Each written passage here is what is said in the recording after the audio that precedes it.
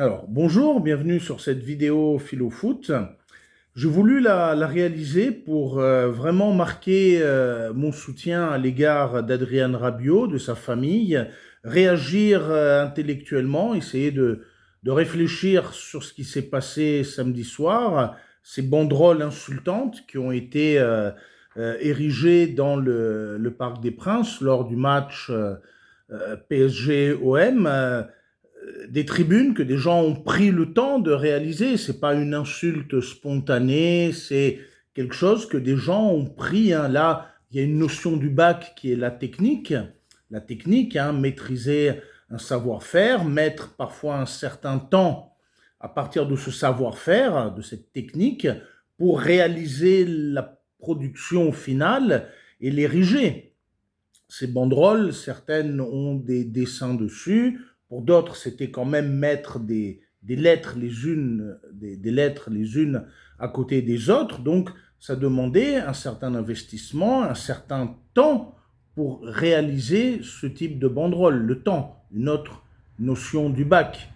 Le temps, il y a une certaine, voilà, il y a une certaine temporalité, un certain nombre d'heures, de minutes, voire d'heures, qui ont été consacrées à la réalisation de cette banderole à partir d'un savoir-faire, d'une technique mise en œuvre. Ce n'est pas quelque chose de spontané, c'est quelque chose qui a été prémédité, élaboré à l'avance, hein, produit à partir de la la technique, et introduit dans un stade. C'est quand même quelque chose d'assez grand, et c'est rentré. Et c'est rentré dans le stade. Alors, parmi les insultes proférées à l'égard de Rabiot, de sa famille, qui est ton père, avec le nom de 4 footballeurs après, en sachant que le père d'Adrien Rabiot est décédé, des gens ont quand même mis ça dans une tribune en se prétendant supporters et ont du coup contribué à travers cette manifestation d'une production élaborée au préalable à la spectacularisation qui a eu lieu au parc. Donc, qui est ton père? 4 noms de footballeurs. Je cite une autre banderole. Loyauté pour les hommes, trahison pour les putes, telle mère, tel fils. Voilà, c'était affiché. Il y avait aussi une autre banderole, pute de mère en fils, avec les portraits de la mère de Rabiot et du joueur, notre capitaine marseillais. Donc c'est une honte de voir ça, c'est une honte, c'est à vomir. Les gens qui ont fait ça ont fait quelque chose de totalement abject et de totalement honteux. Alors qu'est-ce que j'entends par honte? Qu'est-ce que j'entends par honte? Ben là, nous avons dans le livre Qu'est-ce que la philosophie, écrit par Gilles Deleuze et Félix Guattari, je pense une réflexion intéressante qui permet un peu d'interroger l'ignominie, les banderoles honteuses que l'on a vues au Parc des Princes lors du PSG-OM. Et d'ailleurs, la mère d'Adrien Rabiot l'a très bien dit dans les médias, que là, il y a une ligne rouge qui a été franchie. Il y a une ligne rouge qui a été franchie. Ce n'est pas simplement des joueurs qui s'insultent les uns les autres, ce n'est pas simplement des joueurs qui s'insultent les uns les autres. Là, une ligne rouge a été franchie. Là, on a touché à la famille d'un joueur, on a touché à un joueur, on a touché à sa famille, on a touché à l'intégrité physique et morale de personnes vivantes, Rabiot, sa mère, son père et sa famille. Et c'est là justement que cet acte est honteux. Et qu'est-ce qu'on peut entendre par honteux? Je vais lire un extrait de Qu'est-ce que la philosophie de Gilles Deleuze et Félix Guattari. Les droits de l'homme ne nous feront pas bénir le capitalisme. Les droits de l'homme, vous voyez, n'ont jamais empêché que ce type de banderole soit mis dans le Parc des Princes et que la mère de Rabiot, au moment où j'écoutais son interview dans les médias, n'ait pas vraiment reçu beaucoup d'excuses et notamment au niveau du PSG, du Parc des Princes, de réaction du PSG lors de la conférence de presse après match. Ces banderoles ont été vues par des gens sur le terrain, par des coachs, par des gens sur le terrain, les arbitres, des chargés de communication qui étaient dans le parc.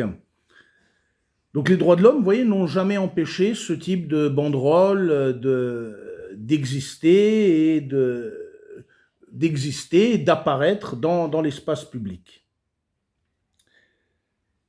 Les droits de l'homme ne disent rien des modes d'existence immanents de l'homme pourvu de droits. Et la honte d'être un homme, nous ne l'éprouvons pas seulement dans les situations extrêmes décrites par Primo Levi, mais dans des conditions insignifiantes devant la bassesse et la vulgarité d'existence qui hantent les démocraties, devant la propagation de ces modes d'existence et de pensée pour le marché, devant les valeurs, les idéaux et les opinions de notre époque. L'ignominie des possibilités de vie qui nous sont offertes apparaît du dedans. Nous ne nous sentons pas hors de notre époque, au contraire, nous ne cessons de passer avec elle des compromis honteux, et notamment d'accepter ce genre d'insultes. Ce sentiment de honte est l'un des plus puissants motifs de la philosophie. Eh bien, la honte, vous voyez, la honte d'être un homme, Gilles Deleuze et Félix Guattari prennent ça à Primo Levi, son livre « Si c'était un homme », où en tant que rescapé, il parle de son expérience à Auschwitz, suivi également par cet autre texte qui s'appelle « La trêve » et la honte d'être un homme, on l'a chez Primo Levi. La honte d'être un homme, d'avoir survécu au camp, à l'extermination nazie. La honte d'être un homme, c'est la honte de faire partie de ce monde-là où des ignominies extrêmes telles que l'extermination des populations jugées indignes de vivre par les nazis a pu avoir lieu. Mais Gilles Deleuze et Félix Guattari disent que la honte d'être un homme, on ne l'a pas que face à ces éléments extrêmes, l'extermination de populations jugées indignes de vivre. La honte d'être un homme, on l'a aussi dans les bassesses du quotidien. C'est une mère qui a été insultée ce soir-là au parc, une mère qui n'a pas pu d'ailleurs voir jouer son fils au stade parce qu'on lui a déconseillé de venir pour des raisons de sécurité. C'est un joueur qui a été blessé dans son intégrité morale par ce genre de message d'une violence et d'une bassesse inacceptable.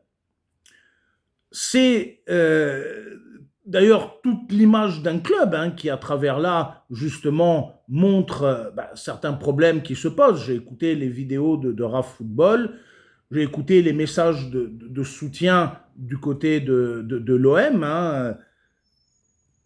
La honte d'être un homme, c'est de faire partie d'un monde où justement des choses comme ça peuvent se produire.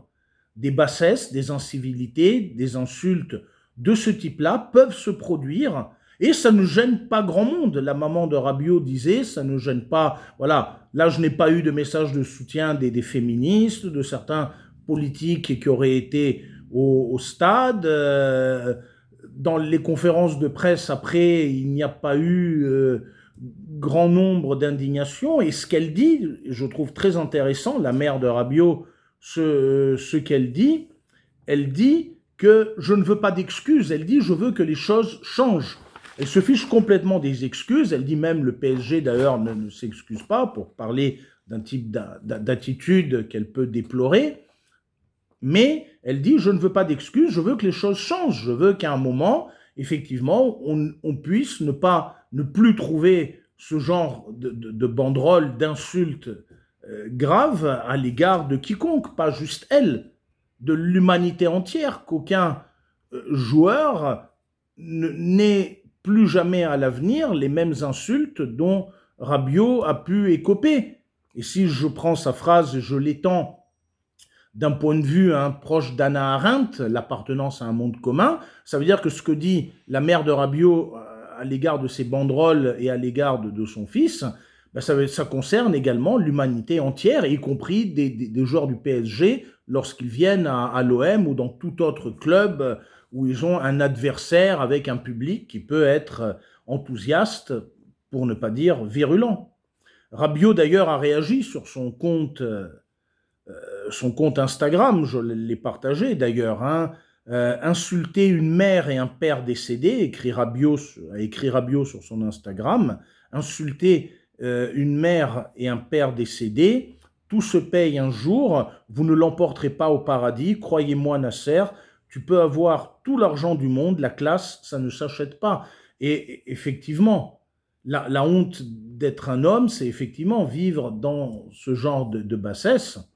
Et c'est là le plus grand motif de la philosophie. C'est comme le monde est comme ça, et ben ça rend la philosophie d'autant plus importante. La philosophie au sens de se questionner sur ce qui existe, d'être capable de discerner ce qui est bien et ce qui est mal. Ça, c'est ce que dit Hannah Arendt. Penser, c'est pas simplement réfléchir. Penser, c'est être capable de discerner ce qui est bien et ce qui est mal. Et ces choses-là, ces insultes-là, ces banderoles-là sont sont des choses mauvaises.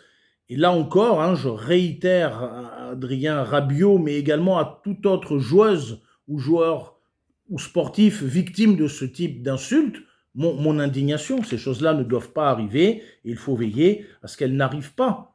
Justement, dans un monde où il y a des choses comme ça et où nous avons honte qu'il y ait des choses comme ça, ben c'est là où il faut avoir effectivement de la classe, de la dignité, de l'élégance. Et comment l'avoir justement cette élégance à travers une attitude philosophique qui nous amène à aller justement vers le bien, à discerner intellectuellement ce qui est bien et ce qui est mal et aller vers le bien. C'est ce que je dis d'ailleurs à nos joueurs de l'AS. Hein. Je ne veux pas d'insultes, de critiques, de choses à l'égard de l'équipe adverse. Jamais. On respecte toujours l'adversaire. C'est un adversaire, c'est pas un ennemi. Et à la fin, on lui serre la main.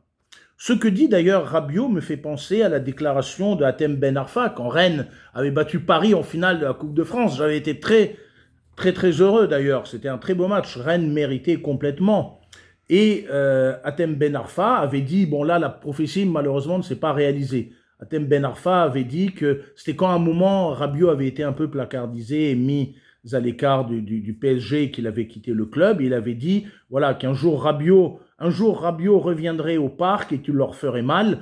Bon, ça s'est pas réalisé, ou du moins, bon, il a quand même contribué au but de l'OM. Rabiot a contribué au but de l'OM au parc.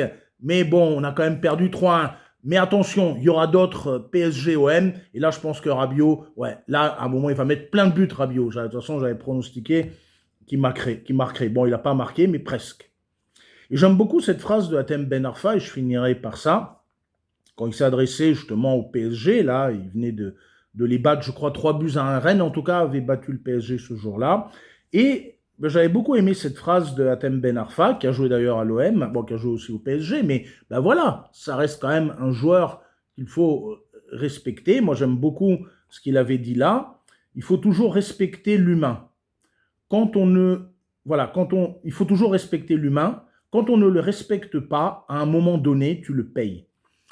Je pense qu'il a raison. Et c'est vrai, quand tu fais le mal, tu reçois le mal. Et je pense qu'il a raison. Nous, un de nos slogans, hein, que les équipes par lesquelles je suis passé, mine de rien, j'ai quand même ma petite carrière de coach. Hein. Je suis passé par les féminines de Educafoot, par l'AS, et j'y suis toujours, l'AS, les cadets de l'AS, l'année dernière et cette année, avec le coach Marc, voilà, qui lui est un coach digne de ce nom, qui respecte l'humain, etc. Et que vraiment, je remercie de m'avoir emmené avec lui dans cette aventure depuis le début. Donc, ma petite carrière de coach, hein, les féminines d'Educafoot l'année dernière, je n'y suis plus cette année. Les cadets de l'AS, là, j'y suis toujours. Et maintenant, notre équipe féminine collège et personnel du lycée Descartes, l'Hélémurienne.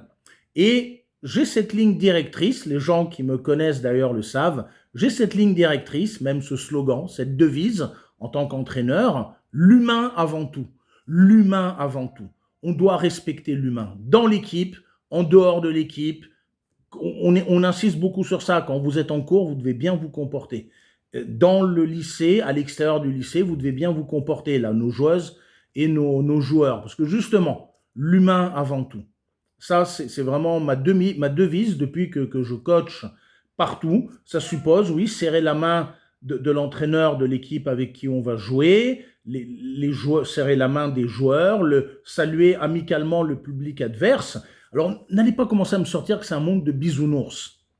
Peut-être que c'est utopique, Mais comme je vous l'ai dit, les utopies parfois d'hier sont les réalités de demain, et que si on est un grand nombre justement à vouloir que le football, ça ne soit pas de la violence, de l'insulte, des choses telles qu'on a vues là, des choses qui sont faites pour choquer, des choses qui sont faites pour faire mal, des choses qui sont faites pour provoquer. Ces banderoles, elles sont faites pour faire mal des gens. Donc si on veut que le football, ça soit autre chose, que ça ne soit plus ça, et que si on est plusieurs justement à partir de l'idée que l'humain est important, l'humain avant tout, eh ben, je pense que les utopies d'aujourd'hui seront peut-être les réalités de demain, et que du moins, nous, dans nos milieux scolaires, mais aussi, pourquoi pas, dans le milieu professionnel, je rêve d'intégrer, en tant que coach adjoint ou membre d'un staff, une équipe quand même de division 3, de division 2, de division 1, et notamment équipe féminine, parce que c'est surtout sur ça que je travaille. Et ben, si j'intègre justement à ce niveau-là, ben, j'appliquerai cette devise, l'humain avant tout.